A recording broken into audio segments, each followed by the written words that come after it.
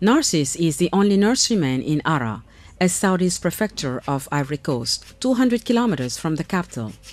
Before 2014, he was a technical director in an agricultural company based in Abidjan, with a salary of at least 700,000 CFA francs, 10 times more than the average salary in Ivory Coast. Narcisse has yet abandoned that position to devote himself full-time to this plantain nursery shortly after receiving training within the WAP, the Agricultural Productivity Program in West Africa. Today, he has 12 young employees that he trained himself. For the 2016 campaign that ended in early August, Narcisse and its employees produced 150,000 banana plants, a turnover of about 45 million CFA francs. And for the 2017, they set the bar high. Pour 2016-2017, nous prévoyons faire 2 cycles. For the 2016-2017 period, we wish to have 2 cycles, and in each one, we will be able to produce some 318 seedlings. I have, for that matter, the necessary human resources. We have young agricultural technicians, graduates from our prestigious schools, and in training here to help us reach our goals. The key issue here is that I hire young graduates for our great public schools or even private ones, and then I have enough means available to take care of other activities. Soon, I will acquire a field of 100 hectares that I can exploit on behalf of my company. I have implemented this company, and today, if the WAP can assist us by providing its finance and economy specialists to manage and make profitable our plantations and ensure a commercial component in order to help us go beyond our local market, well, that will be a great deal. The West Africa is a large plantain production region for about 32% of the world production. With WAP, the profession in the nursery business of plantain, but also of cassava, is growing fast here in Ivory Coast, allowing those who exercise it to make significant profit. At Bendressou, in the prefecture of Toumoudi, about 200 kilometers from Abidjan, Akissi Kwame spends her day sometimes in her nursery, other times in her cassava field or in her processing unit with her sisters, fellow members of the cooperative of cassava processors of Bendressou. She has established herself. Akissi also benefited from the support of WAP. The program granted her in 2014 few improved cassava varieties developed by the National Agricultural Research Center of Ivory Coast. She rose from 5 hectares to 30 cultivated hectares for 25 tons of cassava per hectare. Avec ce projet du WAP, ma vie a changé. This WAP project has changed my life. It was impossible for me alone to care for 10 or even 20 hectares. Today, thanks to WAP, I now have 20 hectares of cassava with improved varieties. I have decided to be in the processing sector, be famous and well seated in this sector, and even import my products. Today, I'm only making the placali because I don't have the best machinery to increase my activity, because I also want to do acheke, gari, and even the tapioca. Comme je vais faire le gari, je vais faire la tieke et même le tapioca. Avant, je faisais mon placali à la maison.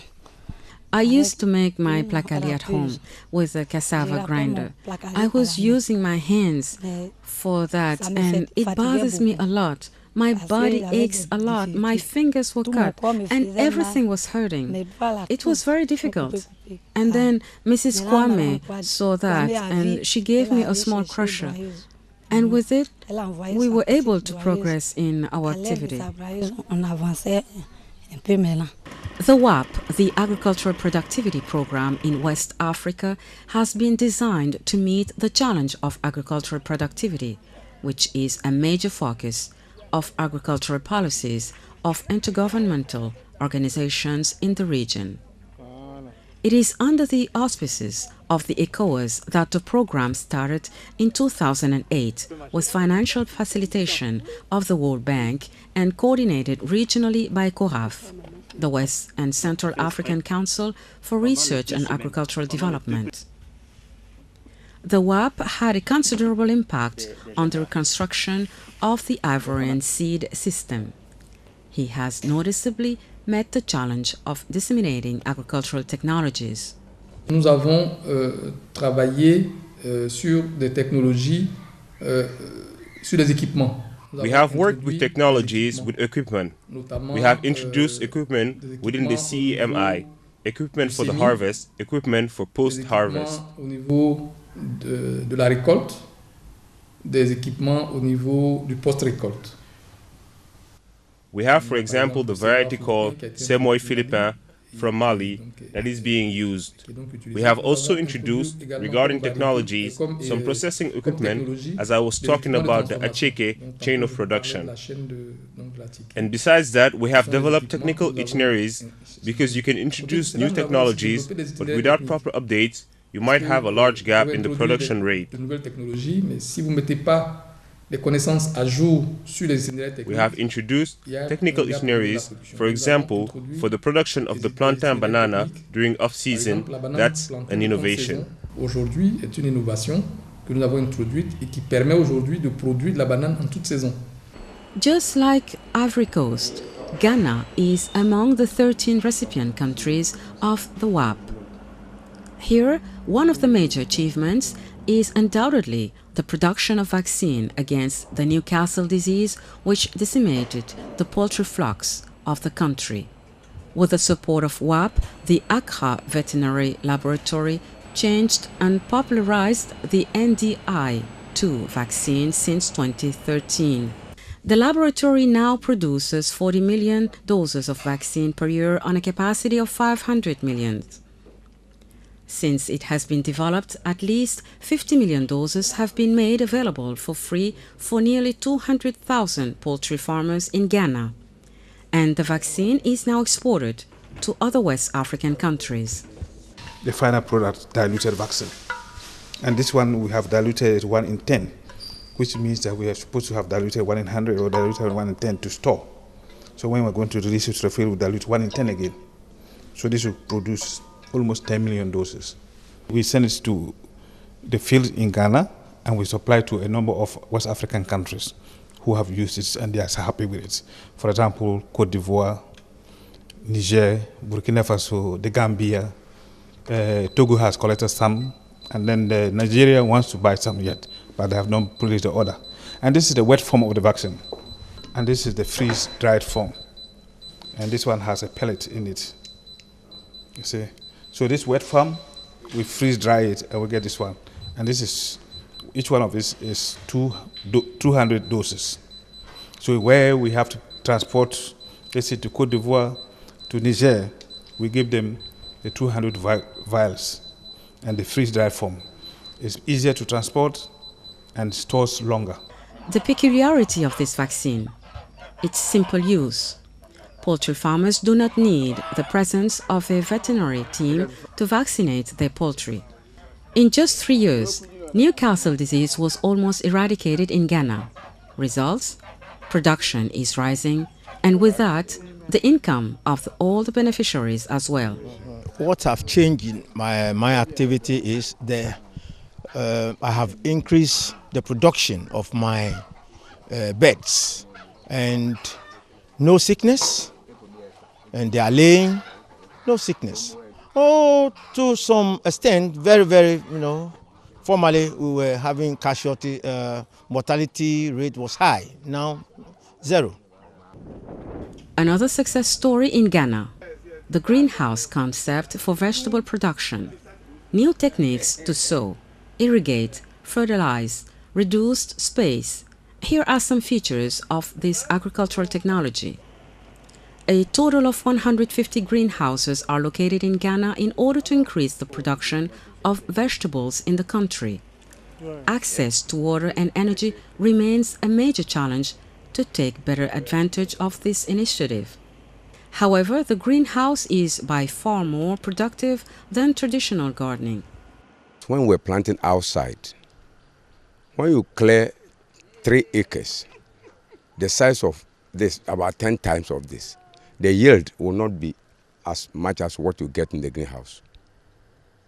And the produce is very hygienic. So people normally need it. This one too, we weigh it.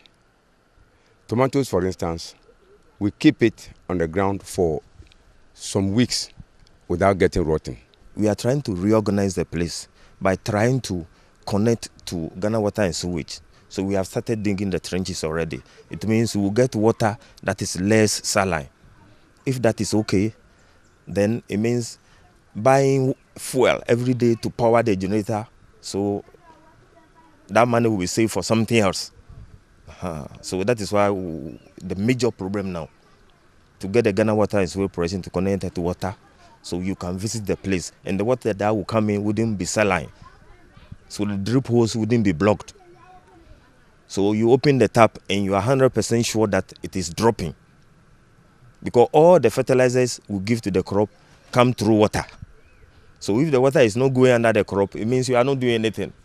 In addition to the vegetables, roots and tubers are the staple food in Ghana. The CNS, the National Specialization Center of the country, has approved 25 varieties of plant root and tuber, of which 10 new varieties of cassava. The high starch content of these new varieties make them more attractive to industries using starch, as well as for local consumption as fufu, gari or banku, all local dishes made from cassava. Nearly 2,000 young cassava producers are responsible for promoting these new varieties, with yields ranging from 40 to 65 tons per hectare. It's basically about farming. That's our core mandate. And as part of community development and women empowerment. So from this experience, we've started distributing the planting materials to the various communities around. And it's encouraging almost everybody. There's a mad rush for the variety. And people, sometimes you put it down for a group of people and you, before daybreak, it's obviously when it is high yielding, you get more money than the local ones. So as for money, it's rest assured. They all know it, because a little thing you dig, you get more. The WAP is moving towards achieving its development goals. It has reached the stage of maturity and records more results in the field. The exchange of technologies, best practices, and innovations are underway in recipient countries. During the 2 phases of the program between 2008 and 2016, the WAP generated more than 160 technologies that directly benefit for more than 7 million farmers, processors, and small businesses in West Africa. And according to current estimates, the program has already helped increase more than 3 million tons of food production in the region and 34% increase on the average income of the beneficiaries.